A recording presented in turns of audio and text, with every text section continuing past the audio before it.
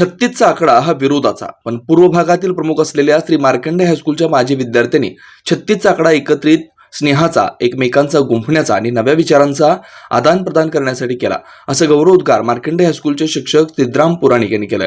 साखरपेठेतील श्री मार्कंडे हायस्कूलच्या सन 1987 ते 88 या बॅचमधील विद्यार्थ्यांचा स्नेह मेळावा रविवारी अक्कलकोट रोड येथील उडता रिसॉर्ट येथे तब्बल 36 वर्षानंतर आयोजित करण्यात आला होता. त्यावेळी ते बोलत होते. सकाळी 10 वाजल्यापासून ते सायंकाळी 6 वाजेपर्यंत विद्यार्थ्यांनी शाळेच्या आठवणी जागवल्या.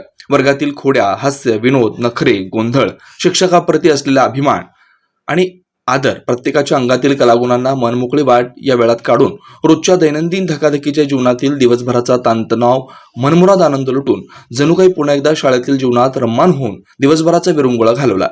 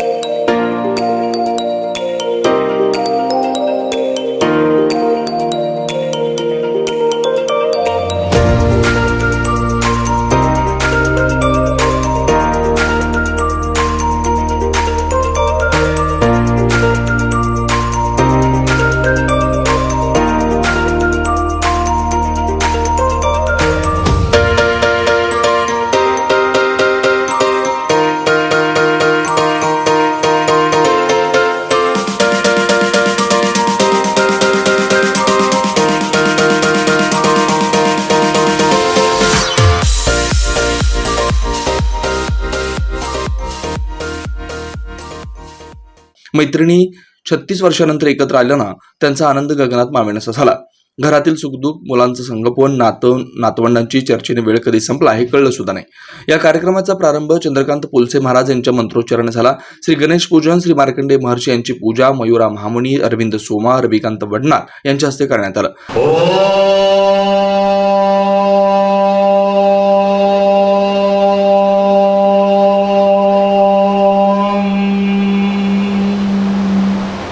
ओम श्री गणेशाय नमः.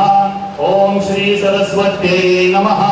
ओम श्री गुरुभ्यो नमः. ओम सहनाववतु सहनौ भुनक्तु सह वीर्यं करवावहै. या स्नेह मेळाव्याचं दीप प्रज्वलन गुरुजन सिद्धराम पुराणिक, सरुद्दीन कादीम, नीलकंठ हल्याळकर, विठ्ठल दिरगुळे, श्रीनिवास कुलकर्णी, दत्तात्रय कोक्कल, माधुरी कुलकर्णी मॅडम व मोरे मॅडम यांच्या हस्ते करण्यात आलं. यावेळी गुरुजनांनी विद्यार्थ्यांना मोलाचा, आरोग्याचा व जीवनाचा मूलमंत्र उपदेश केला. विद्यार्थी 36 वर्षानंतर एकत्र भेटले. आता सर्वजण 50शी ओलांडलेले आहेत. तुम्ही तुमच्या आरोग्याकडे लक्ष द्या, असं शिक्षकांकडून विद्यार्थ्यांना कानमंत्र देण्यात आला. एकमेकांना थोडंसं ओळखण्याचा प्रयत्न होता. एवढे वर्ष संपर्क नसताना कोण कुठं गेले, कोण हैदराबादमध्ये गेले, कोण पुण्यात गेले, या सगळ्यांचे पत्ते शोधून काढणे, त्यांना सतत संपर्क ठेवणं फार चिकाटीची आणि फार मोठी गोष्ट आहे. त्याचं सगळ्यात मोठं कौतुक आहे आणि त्यासाठी तर सगळ्यांना काय वाटतं की बघा 3 आणि 6 म्हणजे 9 येते बेरीज. आणि आमच्या दुसरे महाराज जे त्यांना एक आध्यात्मिक आहे, 9 हा अंक आध्यात्मिक आहे. ते कसं ते नंतर सांगते, तर स्थिर आकडा आहे, त्याच्यासाठी तुम्ही नंतर करा, नाही तर मग भाषण ऐकणार नाही. मनातल्या मनात गणित जर दिलं तर ते भाषणच ऐकणार नाही, नंतर बघू. पण 9 स्थिर आकडा. पण मी असं माझं म्हणणं आहे की ज्या 36ला तुम्ही मैत्रीत रूपांतर केलं किंवा मैत्रीची वीण घट्ट करून दाखवली आहे, ती बरोबर 27 वर्षानंतर की ज्याचा पुन्हा बेरीज 9 येते, 2 आणि 7 आणि मग येतं 63 वर्षानंतर तुम्ही पुन्हा येता. असंच जायंट संमेलन इथं भरवावं या सगळ्यांना बघून मला खूप आनंद होतो. आताची पिढी खूप बदलली आहे, पण मला सगळ्यांनी सांगितलं, कोणाची मुलं इंजिनियर आहेत, कोणाची मुलं इन्फोसिस सारख्या कंपनीत कामाला आहेत, हे पाहून फार आनंद झाला. आता तुम्ही त्या एका टेन्शनमधून बाहेर पडलेल्या वर्षभर नवीन पिढी जी आहे ती खूप बदलत चालली. आपल्याला आयुष्यामध्ये काय सांभाळायचं असतं तर आपली पैशापेक्षाही शरीर संपत्ती खूप महत्त्वाची. आपण तरुणपणामध्ये सगळं खाणं पिणं सगळं हवेवर सोडतो, काही होत नाही. त्या जोरामध्ये आपण सगळं खात जातो, पण त्याचे परिणाम 50 नंतरच दिसायला लागतात. आपण जे पेरलेलं ना ते सगळं उगवायला लागतं तिथं, आणि मग त्याच्यामध्ये काहीतरी कुठले तरी आजार निर्माण व्हायला लागतात. याच्यासाठी ही जर शरीर संपत्ती सांभाळायची असेल, आपल्याला जर 80-90 पर्यंत जर जायचं असेल वयाच्या बरं का, तर या ठिकाणी पथ्यही पाळली पाहिजे. आपला आहार, आपला विहार, आणि जर दुर्दैवाने औषधं लागलेली असतील तर ती वेळेवर घेणं, त्या 3 गोष्टी जर केल्या तर तुम्ही त्या ठिकाणी व्यवस्थित असू शकता. आज या ठिकाणी तुम्ही खरोखरच तुमच्या मनामध्ये सगळ्यांच्या इतकी तळमळ होती की आपण एकत्र यावं, म्हणून कुणीही कुठलीही अडचण न सांगता, आणि जरी अडचण आली असेल तरी सुद्धा तुम्ही ती पूर्ण करून इथे या ठिकाणी जमलेला आहात. अडचणी तर प्रत्येकालाच असतात, पण आज तुम्हाला एकत्र येण्याचा हा योग आलेला आहे. निसर्गाने दिलेलं हे रूप आहे. चित्रकलेमध्ये असा एक श्लोक आहे, रूपभेद प्रमाणाने भावलावण्य योजनम सादृश्य वर्णिका भंग इति चित्र षडंगम. रूप प्रत्येकाचे रूप, भेद म्हणजे फरक, प्रमाण प्रत्येकाचे प्रमाण वेगवेगळे आहे, भाव प्रत्येकाचे भाव सुद्धा निरनिराळे. लावण्य, आता ब्युटी पार्लरमध्ये जातो आपण लावण्य मिळवण्यासाठी, पुरुष मंडळी जातात, स्त्री मंडळी जातात, त्याला लावण्य म्हणलेलं आहे. रूपभेद प्रमाणाने भावलावण्य योजना सादृश्य वर्णिका अभंग इति चित्र षडंगम. ही चित्राचे 6 अंग सांगितलेले आहे. तर त्याचप्रमाणे गंमत अशी आहे, अक्षर म्हटल्यानंतर माझ्या एक लक्षात आलं, नारद पुराणामध्ये आई ही पासून काना मात्रा विलांडी पासून नारद पुराणामध्ये दिलेला आहे. आणि त्या नारद पुराणामध्ये सुद्धा ही जी 27 नक्षत्र आहेत, प्रत्येक नक्षत्राचे 4 चरण पाडलेले आहेत, आणि 27 नक्षत्राचे 108 चरण झालेले आहेत. आणि या चरणावरती सगळा हा ॲडव्हान्स जो अभ्यास आहे तो मी केलेला आहे. त्याबद्दल तुम्हाला बऱ्याच जणांना माहीत आहे. यावेळी या 36 वर्षाच्या कार्यकाळात दिवंगत झालेले मुख्याध्यापक, शिक्षक वृंद, विद्यार्थी व विद्यार्थिनींना श्रद्धांजली वाहण्यात आली. या प्रसंगी विद्यार्थ्याच्या वतीने उपस्थित गुरुजनांचा श्री मार्कंड हायस्कूल 1987-88 बॅचचे सन्मानचिन्ह, बुके व प्राध्यापक नरेंद्र गुंडेली लिखित 2 काव्यसंग्रह देऊन त्यांचा यथोचित सन्मान करण्यात आला. या कार्यक्रमासाठी विशेष योगदान दिलेले अरविंद सोमा, रविकांत बडनाल, चंद्रशेखर दासरी, दुडम, अशोक मांधवाद, व्यंकटेश दोंता, श्रीनिवास आदली, देवकी चिलका यांचा यावेळी विशेष सत्कार करण्यात आला. या प्रसंगी नफिसा शेख हिचा वाढदिवस असल्यानं तिला अभिष्ट चिंतन सर्व विद्यार्थ्यांच्या वतीने करण्यात आलं. शंतनोतु ते सर्वदा मुदं प्रार्थयामहे भवशतायुषी ईश्वर सदा त्वां च रक्षतु पुण्यकर्मणा कीर्तिमर्जय जीवनं तव भवतु सार्थकं जन्मदिनमिदं ऐ प्रिय सखे शंतनोतु ते सर्वदा मुदं सर्वदा मुदं सर्वदा मुदं.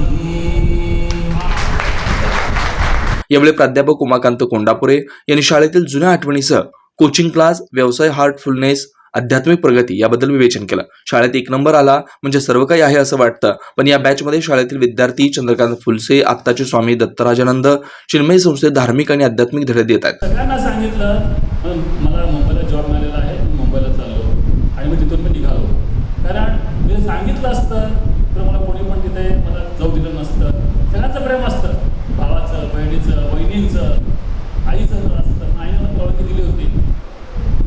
तिथे आम्ही शिकलो 2 वर्ष. नंतर माझे गुरु स्वामी पुरुषोत्तमानंदजी यांनी सांगितलं बघ तुझी इच्छा असेल तर तू कार्य कर. आणि आता कार्य चालू आहे, आमचं कार्य प्रचंड आहे. भगवद्गीता शिकवणं आणि दरवर्षी आम्ही स्पर्धा घेतो. आता म्हणून सांगतो आपण हे शिक्षकाचं, मी सुद्धा कोल्हापुरामध्ये दरवर्षी 1200 मुलांना मी गीता शिकवत असतो दरवर्षी, आणि तोही अध्याय वेगवेगळा. गेल्याचं 4था अध्याय होता, यावर्षी 5वा अध्याय, आता येणारं वर्षाचं पण 5वा अध्याय. आणि या वर्षी जवळजवळ 1500 मुलं असणार आहेत त्या स्पर्धेला. आणि या स्पर्धेला लोअर KG पासून ते 11वी 12वी मुलं भाग घेतात. गीता आता तुला श्लोक म्हणता पण येत नाही, तर एक श्लोक आहे, इमं विवस्वते योगम प्रोक्तवानहमव्ययं विवस्वान् मनवे प्राह मनोरिक्ष्वाकवे ब्रवीत्. हा अध्याय 4था अध्याय. आम्हाला म्हणता येत नाही, पण आमची मुलं म्हणतात. आणि आतापर्यंत मी कमीत कमी 6,000 मुलांना मी तिथे शिकवलं आहे. 6,000. तर इंग्रजी विषयात 35पेक्षा जास्त गुण न घेताही आज अनेक विद्यार्थ्यांना IIT, JEE, NEET, UPSC, MPSC अशा उच्च शिक्षित विद्यार्थ्यांना मार्गदर्शन करणारे प्राध्यापक उमाकांत कोंडापुरे यांनी मनोगत व्यक्त करून जुन्या आठवणींना उजाळा दिला. आज मी परवा सोलापूरला होतो, काल हैदराबादला होतो. फ्लाईटनं चेन्नईला गेलो इथे येण्यासाठी. पुन्हा चेन्नईला फ्लाईट करून हैदराबादला आलो, तिथे ड्रायव्हिंग करत आलो ह्यासाठी की लोक कसे दिसत असतील,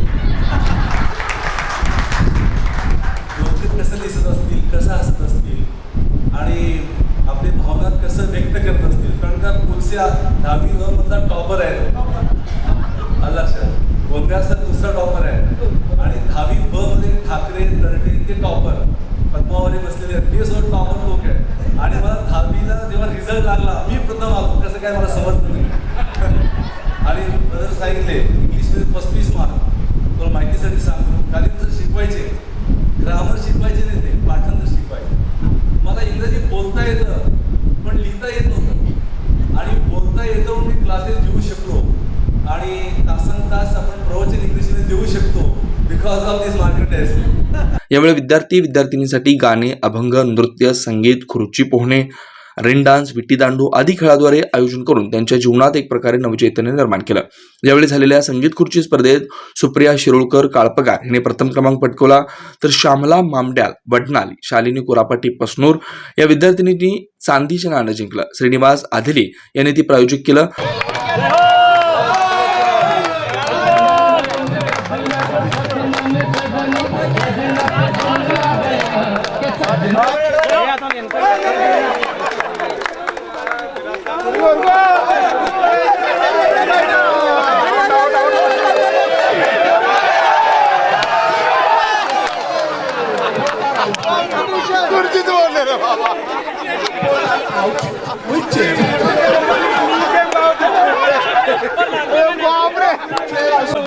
आजचं ते बक्षीस दिलं जात आहे, त्याचे स्पॉन्सर आहेत आदेली.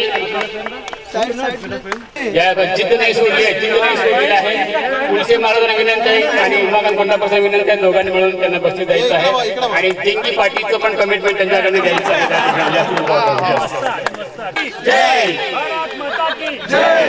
Thank you so much. आणि पद्मावती जलवंतचे आदेली. सुरुवात राष्ट्रगीताने तर समारोप वंदे मातरमनं करण्यात आला. या कार्यक्रमाचं नीटनेटकं सूत्रसंचालन प्राध्यापक विठ्ठल वंगा तर आभार प्रदर्शन प्राध्यापक नरेंद्र गुंडेली यांनी मांडलेत. या स्नेह मेळाव्यासाठी प्रभाकर नादर्गी, व्यंकटेश गोटीपामूल, सुधाकर बिटला, श्रीनिवास चन्ना, श्रीनिवास यलगम, श्रीनिवास वग्गा, मादगुंडी 10वीच्या 1987, 1988 विद्यार्थ्यांनी परिश्रम घेतला. पूर्वा परिवाराचे संस्थापक, पूर्वा डिस्ट्रीब्युटर्ससह अनेक फर्मचे संचालक, जिद्द, चिकाटी, मनमिळावू, दानशूर आणि नव्या प्रकल्पातून युवकांना रोजगार निर्मिती करणारे पूर्वा परिवाराचे प्रमुख माननीय श्री श्रीधर मामा रामचंद्र वडनाळ यांच्या 50व्या वाढदिवसानिमित्त हार्दिक हार्दिक शुभेच्छा. श्रीधर मामा, आपणाला उत्तम आरोग्य व आपल्या मनातील इच्छा आकांक्षा पूर्ण होत ही सदिच्छा. तसेच पूर्वा मेडिकल एजन्सी या फर्मचे 5व्या वर्षात पदार्पणानिमित्त हार्दिक हार्दिक शुभेच्छा. शुभेच्छुक पूर्वा परिवार व पूर्वा डिस्ट्रीब्युटर्स परिवार, समस्त सदस्य व सेवक वर्ग.